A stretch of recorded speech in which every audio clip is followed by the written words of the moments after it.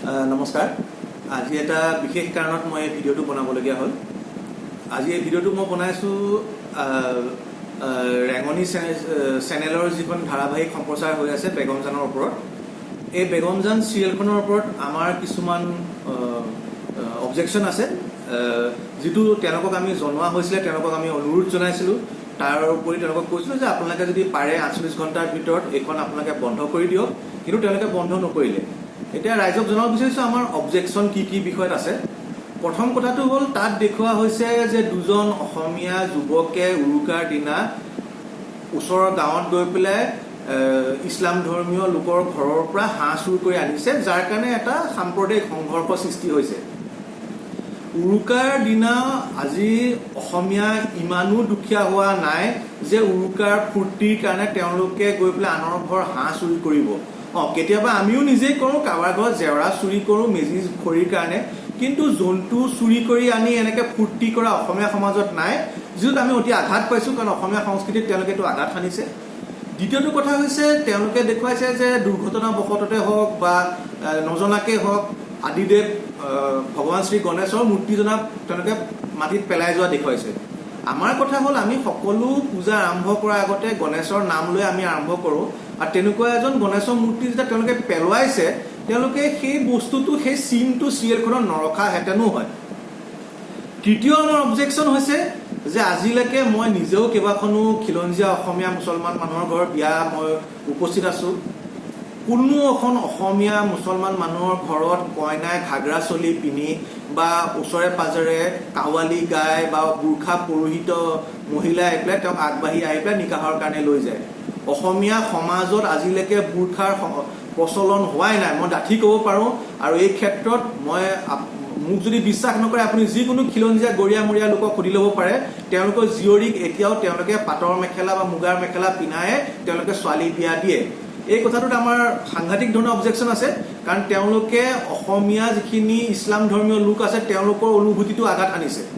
আৰু তৃতীয় কথাটো হ'ল, চতুৰ্থ কথাটো মই ইয়াত ক'ব বিচাৰিছোঁ যে তেওঁলোকে এনেকুৱা এখন ধাৰাবাহিক, এনেকুৱা এটা সাম্প্ৰতিক দেশৰ যিটো পৰিস্থিতি, সেই পৰিস্থিতিত তেওঁলোকে এনেকুৱা এখন ধাৰাবাহিক বনাই তেওঁলোকে গোটেই অসমৰ যিটো সাম্প্ৰদায়িক আমি এটা যিটো আপোনাৰ এটমস্ফিয়াৰ আছে সেইটো তেওঁলোকে বিনষ্ট কৰিবলৈ বিচাৰিছে, যিটো আমাৰ তীব্ৰ প্ৰতিবাদ আমি কৰিছোঁ।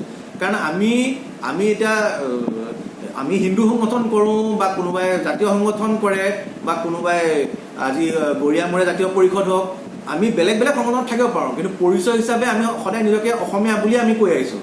কিন্তু তেওঁলোকে যিহেতু 2-3টা ক্ষেত্ৰত অসমীয়া জাতিটোকে তেওঁলোকে আৱেগ অনুভূতিত তেওঁলোকে আঘাত সানিছে, গতিকে আমি তেওঁলোকক এই চিৰিয়েলখন বন্ধ জনাবলৈ অতি নম্ৰভাৱে আমি আহ্বান জনাইছিলোঁ। কেইবাটাও সংগঠনে তেওঁলোকৰ বিৰুদ্ধে এজাহাৰো দিছে, আৰু আমি নিজৰ পিনৰ পৰাও আমি মুখ্যমন্ত্ৰী ডাঙৰীয়ালৈ এখন দিছিলোঁ যে এই চিৰিয়েলখন সম্প্ৰচাৰ বন্ধ কৰিব লাগে।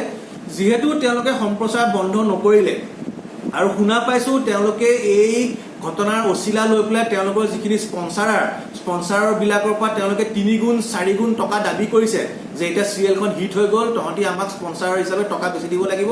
গতিকে তাৰমানে তেওঁলোকে ইয়াত এই ঘটনাটোক সাম্প্ৰদায়িকতা সৃষ্টি কৰি তাৰ মুনাফা ঘটাত লাগিছে। গতিকে আমি এইবাৰ তেওঁলোকক শুদাই এৰি দিয়াত নাই, আমি আইনীভাৱেও ইয়াৰ ওপৰত কিবা কাৰ্যকলাপ আমি ল'ম। তাৰ বিৰুদ্ধে আজি মহামান্য গুৱাহাটী উচ্চ ন্যায়ালয়ৰ 2-3জন অধিবক্তাৰ লগত মোৰ কথা হৈছে।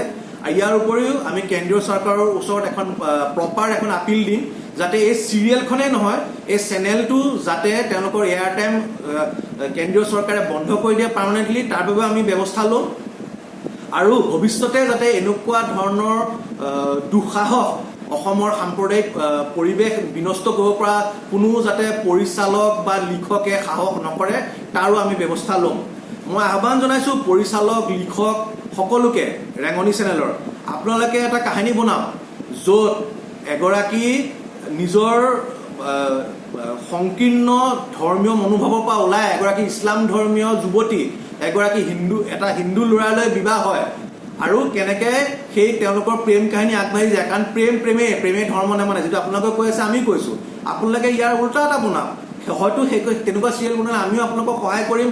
আপোনালোকক যদি কিবা ধন বৰঙণি দান বৰঙণি দৰকাৰ হয় তাত আমি ধন দিবলৈ বিনিয়োগ কৰিবলৈ আমিও ৰেডি আছোঁ কিন্তু সদায় আপোনালোকে হিন্দু ধৰ্মক টাৰ্গেট কৰি সদায় হিন্দু ধৰ্মৰ মানুহখিনিকে গালি দি আৰু এইবাৰ আপোনালোকে সমগ্ৰ অসমীয়া সংস্কৃতিটোকে গালি দি পেলাই অপভ্ৰংশৰ ৰূপত দাঙি ধৰি পেলাই যিখন চিৰিয়েল বনালে তাৰ কাৰণে আমি তীব্ৰ দুখ অনুভৱ কৰিছোঁ আৰু আপোনালোকক প্ৰকাশক গোষ্ঠীক আমি সোঁৱৰাই দিছোঁ যে আপোনালোকক এইবাৰ খুদাই এৰি দিয়া নহ'ব আপোনালোকে যদি ভাবিছে আপোনালোক বাহুবলী মানুহ আপোনালোকৰ টকাৰ জোৰ আছে আপোনালোকে সকলোকে মেনেজ কৰি ল'ব এইবাৰ এইটো আমি হ'বলৈ নিদিওঁ আৰু আপোনালোকে আপোনালোকৰ আজি শেষ দিন আছিলে আজিও যদি আপোনালোকে সেই খণ্ডটো প্ৰচাৰ কৰে সেইখন ধাৰাবাহিকৰ আমি ভাবি ল'ম যে আপোনালোকে আমাক চেলেঞ্জ কৰিছে আৰু তেতিয়া আমি আপোনালোকৰ সেই চেলেঞ্জটো গ্ৰহণ কৰিম আৰু আমি কি কৰিব পাৰোঁ আপোনালোকক দেখুৱাই দিম সৰ্বশেষত মই ধন্যবাদ জ্ঞাপন কৰিছোঁ আমাৰ খিলঞ্জীয়া যিখিনি গৰীয়া মৰীয়া ইছলাম ধৰ্মী লোক আছে তেওঁলোকে এই বিষয়টোত আমাক যিখিনি সহায় সহযোগিতা আগবঢ়ালে তাৰ কাৰণে আমি তেখেতসকলক যথেষ্ট ধন্যবাদ আগবঢ়াইছোঁ তেখেতসকলে আগতেও অসমত আৰবীয় সংস্কৃতিৰ বিৰোধ কৰি আছে আৰু এইবাৰ তেওঁলোকে যিটো সজোৰে বিৰোধ কৰিলে তাৰ বাবে তেওঁলোকক অশেষ ধন্যবাদ নমস্কাৰ